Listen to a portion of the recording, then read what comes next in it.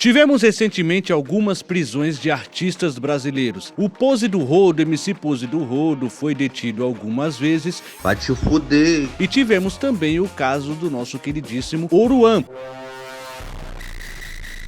Chegando até a alguns deputados quererem aprovar uma lei anti-Oruan, que enquadra a música como sendo ali algumas músicas de apologia ao crime. Semana passada eu protocolei aqui na Câmara dos Vereadores o projeto de lei nomeado Anti-Oruan. Um ousado projeto que proíbe que a prefeitura contrate shows e espetáculos que façam apologia ao crime organizado e ao uso de drogas. Como um crime, ou seja, qual que esses artistas sejam mais detidos. Na história a gente teve diversos artistas detidos, como foi o caso do João da Baiana, que teve ali sua prisão várias vezes decretadas e muitas dessas vezes por estar portando pandeiro, numa época em que se queria criminalizar o samba. João Machado Guedes, conhecido como João da Baiana, foi preso mais de 20 vezes pela polícia do Rio de Janeiro no início do século XX. Seu crime: perambular pelas ruas da capital da República com um pandeiro na mão. É uma história muito comum, mas infelizmente sempre tem um lado, marginalizado, ou um lado que sempre é visado por essas leis para serem encarcerados. Mas hoje a gente não vai só falar desses lados. A gente vai falar de grandes artistas que foram presos. Isso mesmo, que passaram algum tempo atrás das grades. Por que eu ri? A gente vai falar um pouquinho sobre esses artistas que tiveram problemas com a lei. Olá, amantes da música brasileira, você não vai ter problemas com a lei aqui no canal Musicalha, porque você vai ver esse assunto maravilhoso e vai se divertir bastante aqui com a gente, depois daquela vinheta maravilhosa que vai chegar pra vocês. Roda, roda, roda. Agora.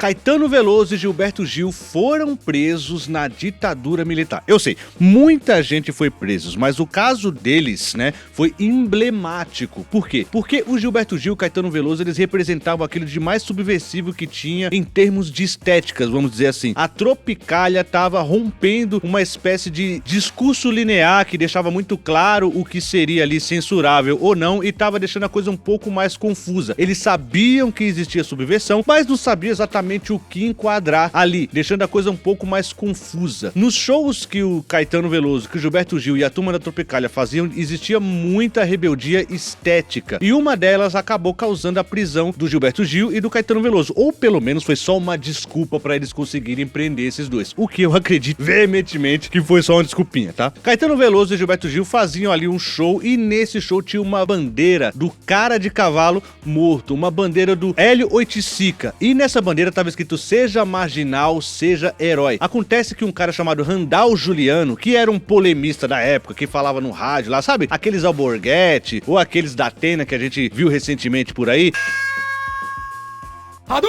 Era um tipo de cara desse, só que um cara desse do rádio. Ele começou a falar ali que Caetano Veloso e Gilberto Gil estavam, na verdade, pisoteando a bandeira do Brasil e ridicularizando o hino, alguma coisa desse sentido. Isso em épocas da ditadura militar, meus amigos, era um problema enorme. Pisotear a bandeira até hoje é meio que dá um BOzinho assim. Recentemente a Bebel Gilberto fez isso e não foi bem recebido esse tipo de atitude dela, mas na época era muito pior, porque era época de ditadura militar, ame-o ou deixe-o, o ufanismo do Brasil acima de tudo, aquela coisa reverberou muito mal. O problema é que isso era uma notícia falsa, não é? O Randall Juliano tava ali dando uma notícia falsa. Por quê? Porque não era essa bandeira que tinha lá, era a bandeira do cara de cavalo morto. Era uma bandeira de fato subversiva, mas eles não pisoteavam bandeira do Brasil. Sendo verdade ou não, a desculpa para prender os dois estava ali. Eles foram detidos, tiveram que prestar depoimentos. Se eu não me engano, o Randall Juliano também prestou depoimentos ali, e eles ficaram presos por um bom tempo, e por um bom tempo a família não sabia onde eles estavam, com medo inclusive de eles terem sido assassinados, enfim, muito tempo ficou ali, aquela tensão, e aí eles não conseguiam voltar, eles não conseguiam ser liberados, e eles estavam ali esperando o julgamento, mas o julgamento não se sabe do que exatamente, e eles não eram nem liberados, e não se sabia exatamente onde ficaria o caso deles, ou seja, ficou numa espécie de limbo ali, nada se resolvia, só se resolveu quando eles decidiram, tá? Sair do país, ou seja, decidiram ir pra Londres, ou seja, única chance deles saírem da prisão, foi um acordo, né? É se eles saíssem do país sem avisar que tava saindo dele, não falando que estavam cumprindo, digamos assim, uma espécie de exílio. Mas antes disso ficaram muito tempo na prisão, né? Ou seja, foram presos na ditadura militar. É muito engraçado porque aqui no YouTube você tem entrevista de Caetano Veloso lá no Jô Soares falando sobre o caso, falando sobre Randall Giuliani, falando nominalmente quem foi o cara que pregou essa notícia falsa que fez com que eles fossem presos. E é muito legal porque meio que pouco tempo depois, eu acho que na semana seguinte, não sei exatamente, mas o Jô Soares chamou o próprio Randall Giuliani pra dar a versão dele. Então, cara, foi tenso assim. Você encontra tudo isso aqui no YouTube. Num momento tão complicado para nós todos, para os artistas todos, o que te moveu a ler aquela nota, Randall? Bom, eu acho que você se lembra do estilo do programa, Guerra é Guerra. Era um programa em que eu conduzi uma parte dele apenas e que recebia da produção um assunto sobre o qual eu faria um comentário de abertura no programa. E nessa data eu recebi da produção um recorte de jornal, recortado mesmo com tesoura, numa página sem identificação, outra sem identificação nenhuma, e a recomendação, olha, faz esse comentário aqui. E a nota dizia, Caetano e o Gil haviam causado uma baderna na Casa Noturna do Rio de Janeiro ao cantarem uma paródia do hino nacional. Outro que teve problemas com a justiça foi o Pagodeiro Belo. E esse aí, meu amigo, na pandemia, lembra na pandemia lá? Muita gente teve problemas com a pandemia, né? Dava até pra gente colocar aqui o MC Gui, né, que teve ali problemas, ter frequentado aglomerações, né, ter feito aglomerações ali na pandemia. Pra quem não lembra, tem pouco tempo, mas esse vídeo fica pra posteridade, né? No ano de 2020 até 2022, ali mais ou menos, a gente não podia sair de casa, a gente tava numa pandemia, numa crise sanitária mundial, da crise da Covid-19, uma pandemia, ou seja, não era legal fazer aglomerações, né, você tinha que andar de máscara, tinha que usar álcool em gel nas mãos, lavar bem as mãos sempre e evitar contato com os outros. Ou seja, uma aglomeração naquele período era um crime terrível. E aí o Belo, nesse período, fez um show pra uma galera ali na favela da Maré, não é? E isso acabou causando a prisão dele, né? Ele foi detido ali. Isso já no período da pandemia. Mas isso era uma reincidência. O Belo, reincidência no sentido de que ele estava sendo preso de novo. O Belo já tinha tido problemas com a justiça lá no início do século XXI, né? Lá pros anos 2000 e 2002, assim. O Belo, ele teve um suposto relacionamento com tráfico, né? Ou seja, com tráfico de drogas ali. Ele tinha amigos no tráfico de drogas. Entre esses amigos, o popular Vado. E esse Vado ali, né, segundo a Polícia Federal no período, ele tinha um relacionamento muito próximo. Eles eram amicíssimos, assim. Belo é acusado de envolvimento com o tráfico de drogas. A denúncia é baseada em gravações feitas pela polícia de telefonemas entre o cantor e o traficante Vado. E assim, o Belo até hoje, ele diz que não, ele diz que ele foi injustamente detido, que essa ligação eles exageraram muito. Acontece que eles têm áudios, né? Ou seja, as ligações entre Vado e Belo foram interceptadas na época. Depois de negar que conhecia o traficante e afirmar que nunca teria falado com ele, Belo diz que vai provar sua inocência. Eu sou inocente. Manda um beijão. Tá bom, mas vamos ver vocês também. Valeu, Bebeto. Valeu. Fica com Deus, sabe? Fica com Deus também. Qualquer parada, liga-te em casa pra mim. Tá bom, valeu, mano. É uma relação carinhosa e uma relação de amizade. Ai, que burrinho! E com algumas gírias, assim, que escondia mais ou menos o conteúdo, mas que eles conseguiram decodificar. O Belo fala ali que ele vai mandar um dinheiro e tal, e que o Vado poderia mandar um tênis pra ele, um tênis tal. Esse tênis aí, referenciado assim, era uma gíria pra uma arma, né? Ou seja, Belo tava querendo ali um revólver, falou que já tinha muitos revólveres, né? Se você trocar a palavra tênis, entender por isso. E o cantor mostra interesse por um fuzil AR-15. Tênis, na linguagem do tráfico. Na casa tem um tênis melhor, cara. Mais tranquilo. Entendeu? Não, eu queria um pra deixar de tampado na parede. O Belo foi detido ainda em 2002, né? O Belo foi detido, ficou pouco mais de um mês na prisão e aí foi liberado. Só que em 2004, ele teve, de fato, a sua pena decretada e ele foi pra prisão, ficando preso até 2007, né? Quando ele foi finalmente solto, apenas em 2007. Foi preso pela primeira vez em junho de 2002. Passou 37 dias na cadeia acusado de ter envolvimento com o tráfico de drogas. A investigação começou depois que escutas telefônicas revelaram uma relação do cantor com o então chefe do tráfico de drogas do Jacarezinho. Na ligação, o bandido teria pedido 11 mil reais ao cantor, que quis em troca um fuzil AR-15. Por causa desta investigação, em novembro de 2004, Belo foi preso em casa. Ele estava escondido em um quarto com paredes falsas. O pagodeiro foi condenado a 8 anos de prisão em regime fechado por tráfico de drogas e associação para o tráfico. Ele sempre negou o crime, mas chegou a ficar 4 anos preso até que ganhou liberdade condicional. Por muito tempo, o Belo não falou desse caso, né, do caso dessa prisão, né? Um pouco mais recentemente ele tá começando já a falar sobre isso. Ainda se diz inocente do caso, né? Ainda fala que, cara, houve muita confusão com relação a isso. O Vado, da qual ele estava se relacionando ali, da qual ele conversava sempre, né? Algumas conversas ali. O Vado, ele acabou falecendo, né? Uma morte ali num tiroteio com a polícia, então ele nem existe mais. E o Belo quer passar a régua nisso, né? Ou seja, quer deixar isso pra trás e seguir a sua vida adiante como deve ser. Um dia eu entrei aqui de cabeça baixa, sendo envergonhado e passando no mundo inteiro. E hoje eu entro aqui com a cabeça erguida e todo mundo me respeitando como artista que eu sou.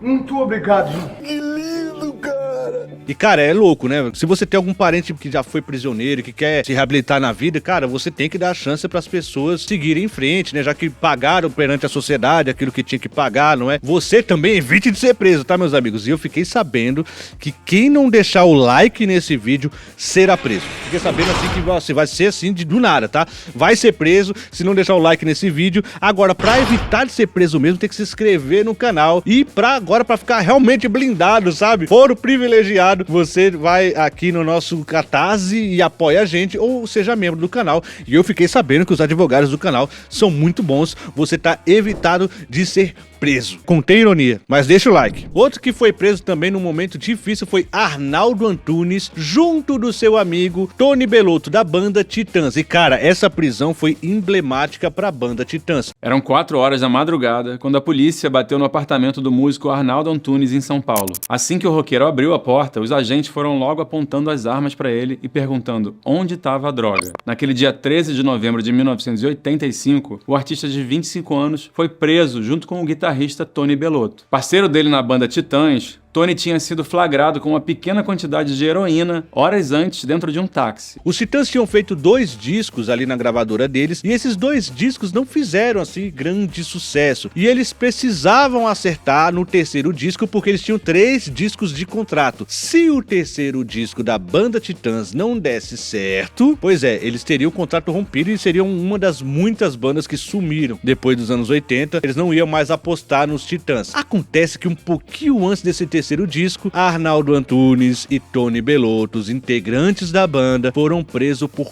porte de heroína. Essa prisão, né, tem foto do Arnaldo Antunes algemado e tudo, uma foto emblemática. Essa prisão fez com que a dúvida pairasse ainda mais no ar, ou seja, a banda que já estava com essas dificuldades com a gravadora ainda ia gravar o terceiro disco sobre, digamos assim, essa nuvem de desconfiança aí, completamente queimados, show cancelados e tudo. Cara, tinha que ser um disco muito bom ali pra salvar eles dessa, né? De fato, Arnaldo Antunes e Tony Bellotto ficaram pouco tempo na prisão e quando eles fizeram um disco, eles fizeram o Salvador Cabeça Dinossauro, um dos melhores discos do rock nacional e salvou a banda ali muito. E pra ironia do destino, nesse disco tinha a música Polícia.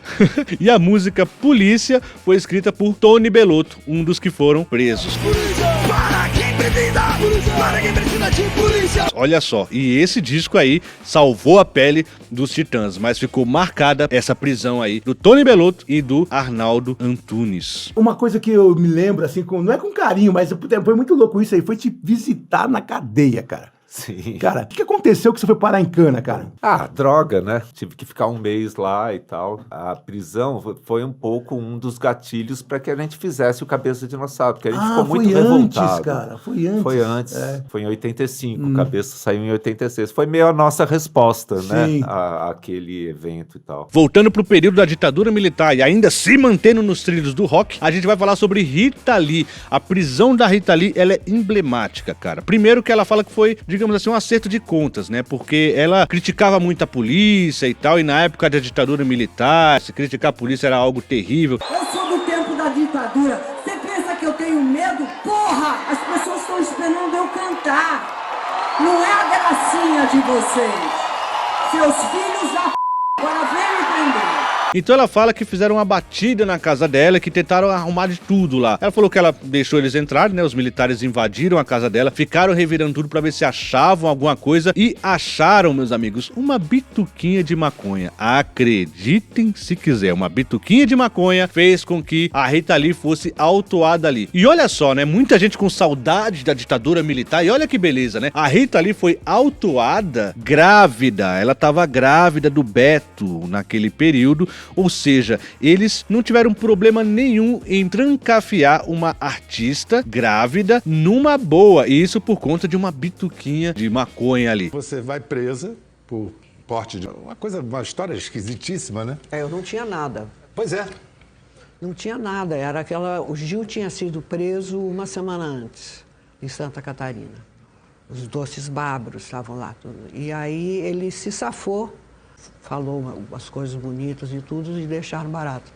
E aqui em São Paulo, os meganha me pegaram, falaram, vai servir de exemplo. Seu compadre Gilberto Gil se safou, você não vai se safar. Mas a Rita Lee depois disse que aquilo foi plantado, que ela não estava nem fumando na época, que, galera, é uma versão que faz sentido porque ela estava grávida, né? Uma grávida não vai ficar fumando aí à torta direito. Segundo ela, foi implantado, mas assim, ela ficou presa durante algum tempo ali, né? E aí, ela teve uma visita inesperada na prisão, que foi a Elis Regina. Tendo sol nascer quadrado, eis que recebo um bilhetinho maravilhoso, assim, uma cartinha toda bonitinha, envelope, pá. Quando eu li, assim, aquela carta gostosa, assim, parecia uma irmã, uma pessoa super próxima. E aí, a assinatura quem? Elis Regina, né? Eu fiquei assim, pô, achando genial, que pessoa corajosa, né? Eu tava me sentindo tão indefesa lá dentro e, de repente, fiquei mais segura, porque tinha ela, que eu sabia que botava a boca no trombone e esquimbal. Então eu fiquei mais segura. Elas não tinham uma relação assim muito próxima até essa prisão, mas quando Elis Regina ficou sabendo da prisão da Rita Lee, fez questão de ir até lá, falar com a Rita Lee e brigou com os militares, brigou com os policiais, falando que era pra dar o melhor tratamento pra Rita Lee ali, pra cuidar muito bem dela, afinal era uma mulher e uma mulher grávida. Olha só a Elis Regina aí ajudando a sua amiga, a Rita Lee, não é? Lembrando que a Rita Lee ficou ali um tempo presa, depois ela cumpriu prisão domiciliar por pouco mais de um ano, né? Ou seja, ela conseguiu ficar presa em casa, né? Olha só, ditadura militar, né? Prendendo grávidas e prendendo assim, porque sim, né? Uma bituquinha de maconha, né? Então é porque sim. Ah, meu bem, seu cabelinho tá tão lindo. Ah, que lindo, nega, pra ficar moreninha assim. É, que nem você. E o seu, é cintura? Não é crime, meu. Fica nova pra descer esse cabelo. Outro que foi preso e muito preso foi o Tim Maia, né? Algumas pessoas dizem que dono de casa de shows corajoso é aquele que contrata o Tim Maia para se apresentar. Porque além de correr o risco dele não aparecer para fazer o show completo, pode enfrentar o mau humor do artista. Isso é verdade, Tim? Totalmente verdade, viu, Francisco? Tim Maia tem histórias pra dar e vender, meus amigos. Ele saiu do Brasil, foi para os Estados Unidos ali tentar ganhar a vida e nos Estados Unidos ele aprendeu o soul, aprendeu o funk, né? Aprendeu muita música legal, mas aprendeu também a roubar. O tempo que você passou nos Estados Unidos foi fundamental pra se desenvolver como compositor, como cantor? Como tudo, né? Eu sonho com os Estados Unidos até hoje. É? Roubei muito lá também, aprendi a roubar assim, então essa técnica também... O que você roubava, por exemplo? Tudo que tinha na frente assim, que pudesse pagar o rango, né? Porque quando o negócio ficava apertado, né? Mas roubava o que, por exemplo? Sapato? Não, assim, relógio... Comida no supermercado? Comida no supermercado, coisas assim, que sucozinho ali, um frango, uma coisa rápida. Não, porque sabe como é que é? Tem que comer, né? Ou seja, ele roubou muito nos Estados Unidos, ele foi preso algumas vezes nos Estados Unidos, tá? Até que ele foi deportado, ou seja, ele foi expulso do país, ele foi expulso dos Estados Unidos e mandado de volta pro Brasil. E quando chegou no Brasil, ele foi preso mais uma vez. Mas dessa vez, ele foi preso tentando roubar cadeiras de Vime. Meus amigos, que história. É isso mesmo, ele roubou umas cadeiras ali, foi voltar pra roubar mais cadeiras e aí foi preso, né? Puxou cana, ficou alguns meses na prisão por conta de umas cadeiras, né? Pelo menos o que se sabe é que depois desse caso aí, ele não mais teve problemas com a polícia, digamos assim, passou a ser um artista de grande sucesso e os problemas dele, assim, digamos que foram outros, né? Muitos outros, mas não mais problemas com prisões, né? Mas olha só que história sensacional, né? Nessa onda de roubar, não me dei bem não, sabe? Lá no Rio de Janeiro, eu fui roubar umas cadeiras duas, roubei duas e voltei pra pegar mais duas e dancei, puxei uma etapa enorme. Uma etapa? Esse programa vai fazer sucesso lá nas penitenciárias, que eles gostam de contar esses casos. E o Raul Seixas, a gente contou recentemente essa história aqui, né? O Raul Seixas foi preso porque acharam que não era ele, né? Quem não viu esse vídeo, lá tá no nosso vídeo de shows que deram errado, foi um show do Raul Seixas, e que ele foi confundido com um sósia, né? Acharam que não era ele.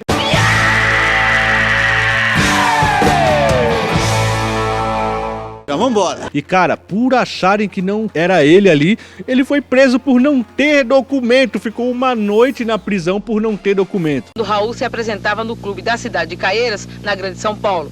De repente, a multidão cismou que ele não era o verdadeiro Raul Seixas, mas um impostor.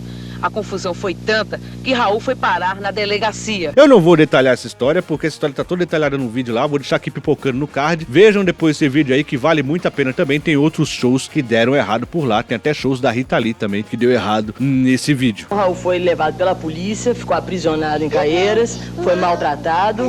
O delegado chegou duvidando que ele fosse o Raul Seixas e começou a fazer testes, então, pra ver a identidade de Raul, né? E um dos casos mais emblemáticos da música brasileira em termos de prisão. Cara, porque esse caso foi muito sério. Lindomar Castilho. Você sabe quem é Lindomar Castilho? Lindomar Castilho era um cantor de bolero, né? Da música tida como música brega. E que quem assistia a série Os Normais lembra muito daquela canção Você é Doida Demais, né? Lembra da canção Você é Doida Demais? Pois é, esse cara que fez essa música, ele assassinou a esposa. É isso mesmo, né? Um caso de feminicídio naquele período. Foi a Eliane Gramont. Na madrugada de 30 de março de 1981, ela se apresentava no Café Belle Époque, em São Paulo, quando foi baleada em público pelo ex-marido.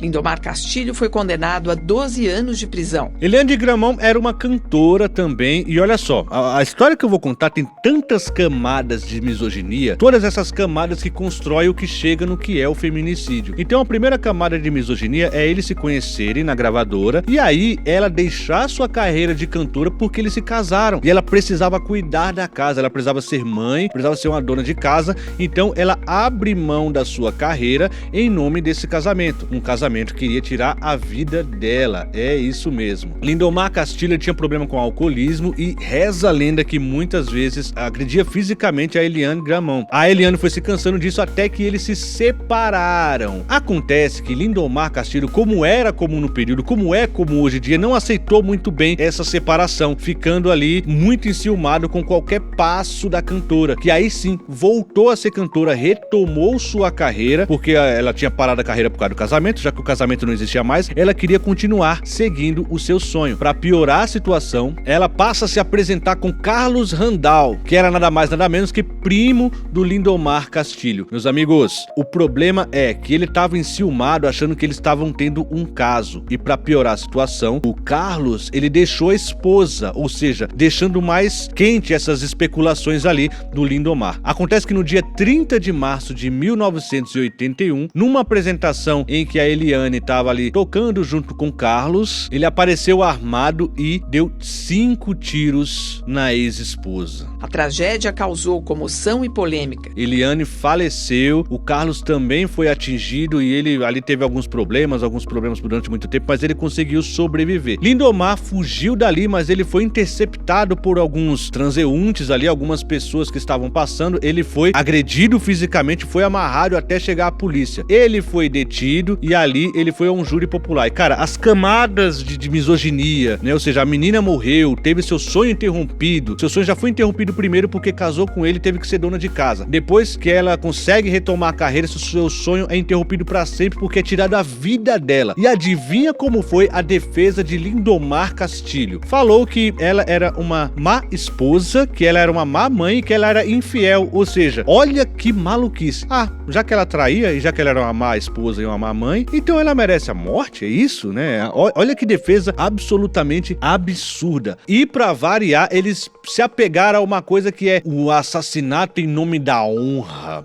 Sabe aquela coisa que tinha você matar um cônjuge em nome de uma honra se você for supostamente traído, aquela coisa super antiga. Teve muito protesto no período, né? Muitas feministas foram pra porta do júri ali pra protestar contra Lindomar Castilho, que acabou pegando 12 anos de prisão, não é? Ele acabou acabou sendo preso e acabou ali encerrando a sua carreira praticamente. Teve um disco que ele lançou ainda na prisão, chamado Nas Muralhas da Solidão, mas depois que ele saiu já nos anos 90, depois que ele saiu da prisão, nunca mais voltou a cantar, inclusive vive num grande anonimato hoje, né? Mal se sabe do Lindomar Castilho, ele realmente foi uma voz que se calou aí e que de fato esse pagou um preço que, cara, deveria pagar mesmo. Se você gosta de curiosidades como essa, galera, tem aqui, ó, uma playlist só com vídeos de curiosidades, né? Tanto treta, como eu falando sobre a crítica, também com esse vídeo de shows aí, shows que deram errado, então, e clipes, videoclipes muito legais estão aqui nesse vídeo. Mas se você não gostar, aqui a gente tem também as nossas listas, não é? Então tem lista dos 10 maiores cantores do Brasil, cantoras do Brasil, os 10 melhores discos da década de 80, você vai gostar muito por lá também, tá bom? Obrigado a todos vocês e até a próxima.